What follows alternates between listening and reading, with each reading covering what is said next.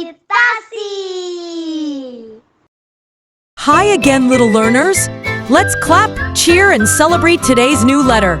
It's the cool and curly letter C. Can you say it with me? C, C, C. Here's uppercase C. C is the third letter of the alphabet. Here's lowercase c.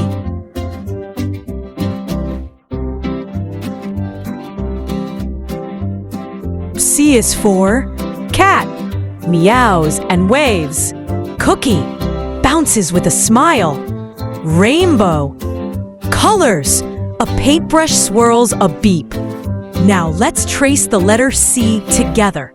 Hold up your finger and draw in the air. Start at the top, curve around, and stop at the bottom.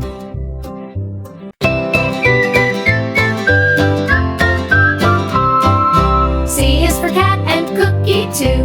Car that's red and sky so blue. C is a curly, cool and clear.